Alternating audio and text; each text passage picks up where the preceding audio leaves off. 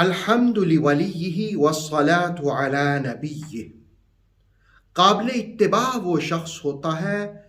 جس میں سورہ یاسین کی آیت نمبر 21 کے مطابق دو خوبیاں، دو صفتیں پائی جائیں۔ آئیے آیہ مقدسہ کی روشنی میں ان کو جانتے ہیں۔ اتبعوا، پیروی کرو، من لا یسألکم اجرا، جو تم سے کوئی معاوضہ طلب نہیں کرتے، وہم مہتدون، اور خود بھی وہ سیدھی راہ پر ہیں۔ اتبعوا من لا یسألکم اجرا وہم مہتدون، follow those who do not ask from you any compensation and who are rightly guided۔ سورہ یاسین کی اس آیت کا تعلق آیت نمبر 20 سے ہے، جس میں ذکر ہوا تھا شہر کے پرلے کنارے سے ایک شخص آیا اور اس نے اپنی قوم کو مخاطب کر کے کہا، رسولوں کی پیروی کرو۔ پہلی آیت میں رسولوں کی پیروی کرنے کا کہا، اس میں مطلقاً کہا اتبعوا، پیروی کرو، اور پھر دو صفات کو، دو خوبیوں کو بیان کیا کہ قابل اطاعت وہ شخص ہوتا ہے، قابل پیروی وہ شخص ہوتا ہے، قابل اتباع وہ شخص ہوتا ہے کہ جس کے اندر ایک خوبی یہ ہو کہ وہ لالچی نہ ہو، وہ حریص نہ ہو، اور وہ کوئی معاوضہ طلب نہ کرے، اور دوسری خوبی یہ ہو وہم مہتدون، وہ خود بھی ہدایت یافتہ ہو۔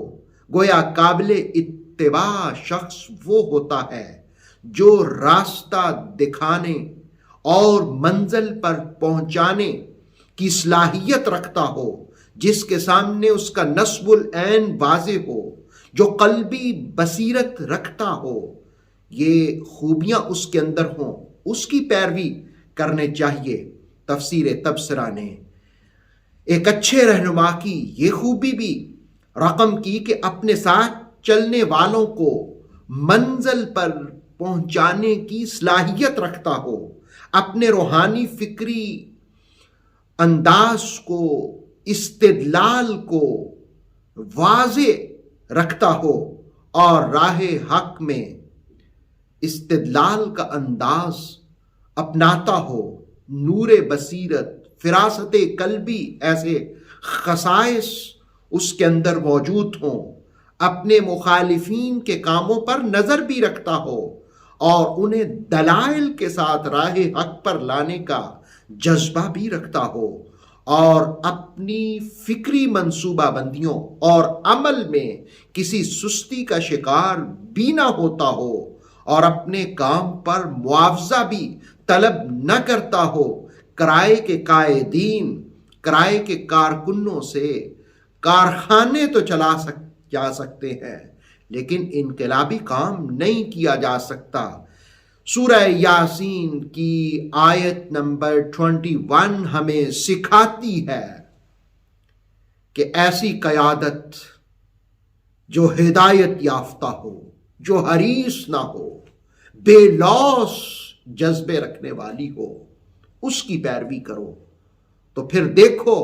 تم دنیا میں بھی منزل آشنا ہوگے، قبر میں بھی روشنیاں تمہارا مقدر ہوں گی، اور آخرت میں بھی مصطفیٰ کی شفاعت تمہیں ملے گی، اور جنت تمہارے ہی نصیب میں ہوگی۔ اللہ رب العالمین ہمیں